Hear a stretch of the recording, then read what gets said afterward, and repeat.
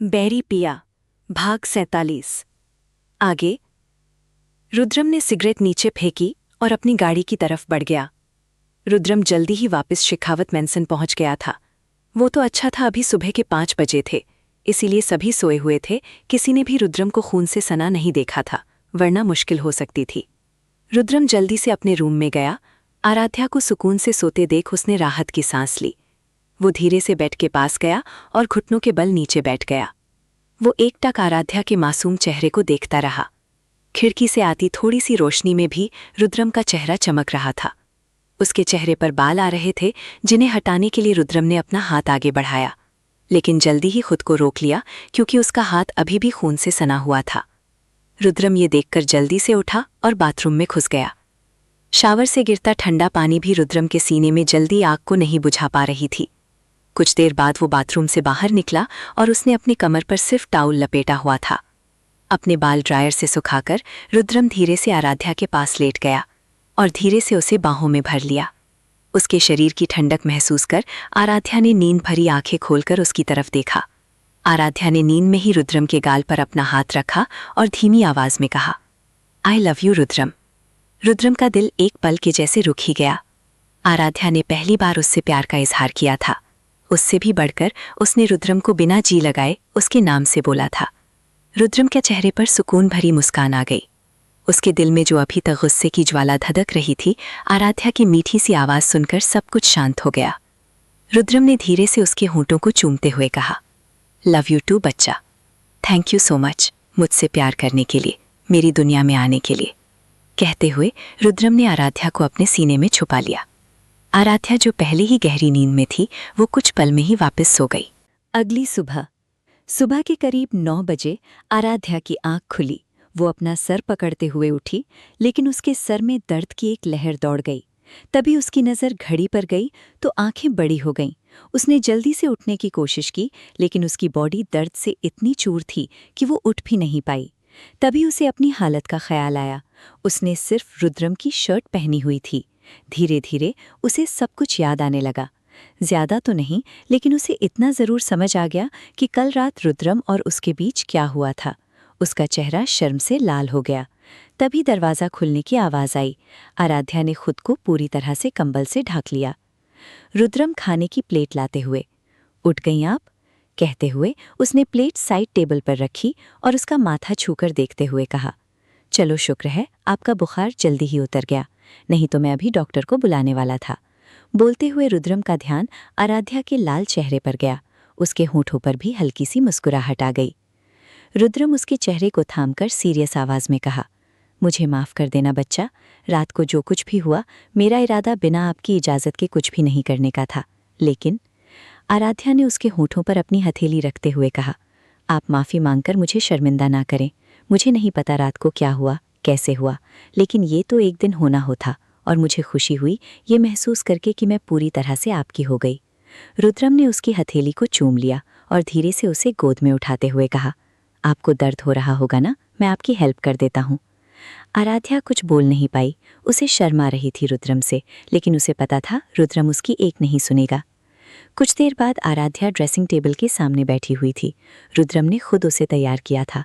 वो बस प्यार से उसके चेहरे को देख रही थी। तभी रुद्रम का फ़ोन रिंग हुआ। आराध्या ने उसे देखते हुए कहा, आप बात करके आ जाना, मैं नीचे जाती हूँ। रुद्रम ने सर हिला दिया और आराध्या धीरे धीरे नीचे चली गई। सुबह सुबह अपनी बीवी से बात करने की जगह तुम मुझे क्यों याद कर रहे हो? सामने से ऋषि ने कहा, रुद्र मैंने कुछ सोचा है, तैयारी कर लो, हम हनीमून पर चल रहे हैं।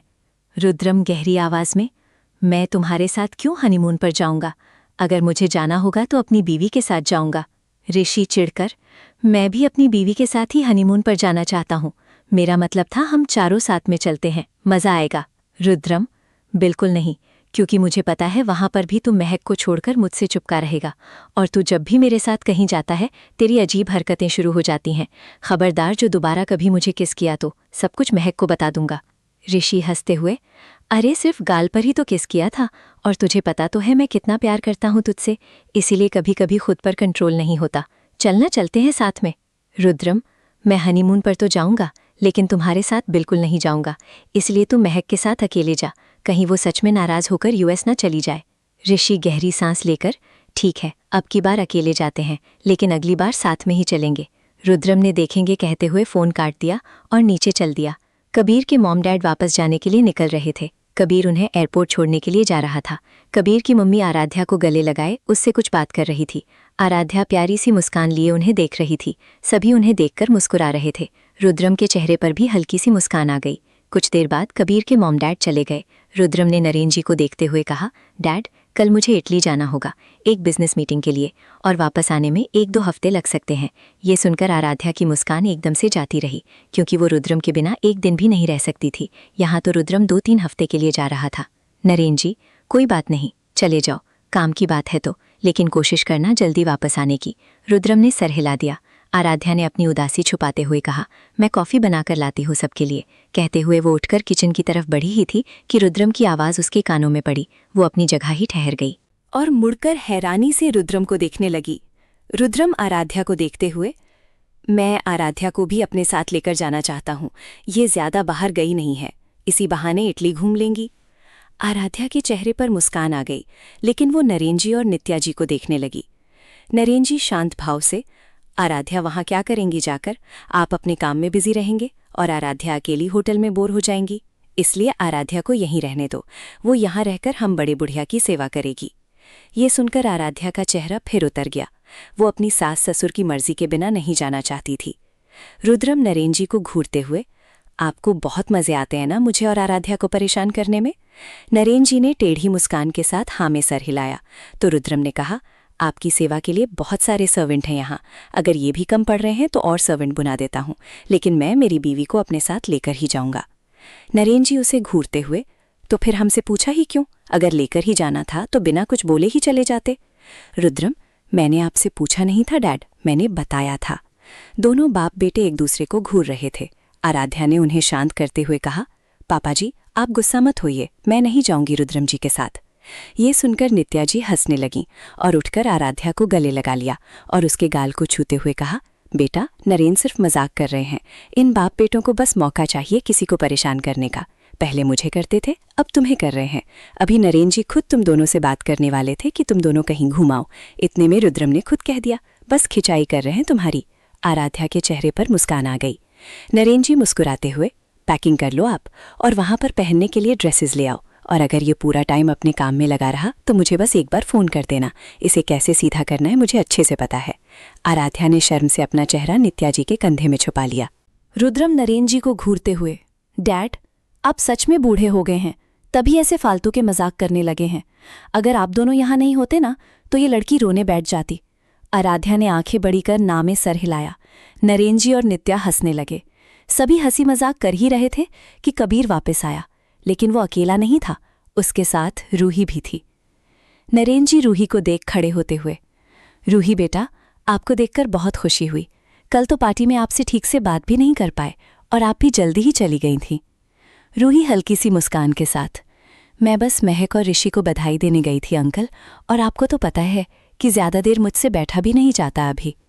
कहते हुए रूही ने रुद्रम की तरफ देखा जो अपने फ़ोन को स्क्रॉल कर रहा था। वो रात को जल्दी रुद्रम की वजह से ही चली गई थी, क्योंकि रुद्रम उसे बाद में कहीं नहीं दिखा, लेकिन अभी भी रुद्रम ने उसकी तरफ नज़र उठाकर भी नहीं देखा।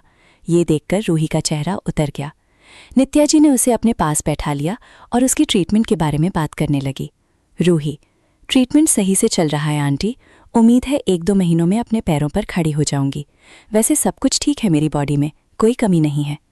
आराध्या उन्हें देखते हुए, रूही जी आप चाय लेंगी या कॉफ़ी? कॉफ़ी। आराध्या ने सर हिला दिया और किचन की तरफ जाने लगी। तभी रूही ने कहा, आराध्या तुम क्यों ये सब कर रही हो, तुम तो मेहमान हो ना यहाँ, और कबीर ने मुझे बताया कि उसके मॉम डैड वापस चले गए हैं, तुम नहीं गई उनके साथ? ये सुनकर आराध्या ने घूरकर रुद्रम को देखा, जैसे कह रही हो अब बोलो सच। तभी कबीर ने कहा, ये आराध्या का ही घर है रूही, वो मेहमान नहीं है, अंकल आंटी उसे अपनी बेटी मानते हैं। रूही ने सर हिला दिया। नित्या जी हैरानी से कबीर, रुद्रम और नरेन जी को देखने लगी, जैसे पूछ रही हों कि ये क्या हो रहा है। नरेन जी ने उन्हें शांत रहने के लिए कहा। रुद्रम खड़े होते हुए, मुझे अभी ऑफिस जाना होगा डैड, मेरी मीटिंग है, मैं चलता हूँ। फिर आराध्या को देखते हुए, आराध्या अपनी पैकिंग कर लेना, रात की फ्लाइट है। आराध्या ने सर हिला दिया और रुद्रम को गुस्से से देखते हुए किचन में चली गई। रुद्रम ने गहरी सांस ली और जल्दी ही वहां से निकल गया। रूही को लगा कि आराध्या वापस जा रही हैं। ये सोचकर वो मन ही मन खुश हो गई। कुछ देर बातें करने के बाद रूही भी कबीर के साथ चली गई। आराध्या पैकिंग करने लगी। आराध्या को समझ नहीं आ रहा था कि क्या रखना है और क्या नहीं, क्योंकि उसके पास सिर्फ सूट और साड़ियां ही थीं। उसने रुद्रम का बैग भी पैक कर दिया था।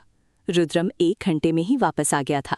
उसने आराध्या का बैग देखते हुए कहा, आप ज्यादा कपड़े मत रखो, बस ज्यादा जरूरी सामान रख लो, बाकी सब कुछ वहीं आपको मिल जाएगा। कहते हुए रुद्रम ने उसके बैग से सूट और 2-3 साड़ियां निकाल दी। आराध्या हैरानी से, लेकिन मैं वहां क्या पहनूंगी फिर? रुद्रम उसे बाहों में भरते हुए, बाहर जाने के लिए ड्रेस आपको मिल जाएगी, और रूम में मेरे सामने तो वैसे भी आपको कुछ पहनने की जरूरत नहीं है। आराध्या की आंखें बड़ी हो गईं और साथ ही चेहरा लाल हो गया। उसने रुद्रम के सीने में सर छुपा लिया। रात के 3 बजे उन दोनों की फ्लाइट थी। नित्या और नरेन जी ने बहुत सारे प्यार और हिदायतों के साथ उन्हें विदा किया। बिजनेस क्लास के कैबिन में आराध्या सुकून से रुद्रम के सीने पर लगे सो रही थी। वहीं रुद्रम एकटक उसके चेहरे को देख रहा था। उसने आराध्या के गाल को धीरे धीरे से अपने अंगूठे से सहलाते हुए धीमी आवाज में कहा, आप मेरे प्यार के साथ साथ जुनून बनती जा रही हो आराध्या। एक ऐसी लत जिसे मैं कभी छोड़ना नहीं चाहता, लेकिन मुझे अब खुद से डर लगने लगा है। मेरा ये ऑब्सेशन कहीं आपके लिए दर्द ना बन जाए। कहते हुए रुद्रम ने और भी कसकर आराध्या को बाहों में भर लिया।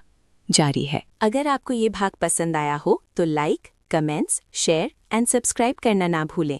प्लीज़ मुझे सब्सक्राइब कीजिए। मुझे आपकी सपोर्ट की बहुत ज़रूरत है। Please subscribe. शुक्रिया। जल्द ही मिलते हैं नए भाग के साथ।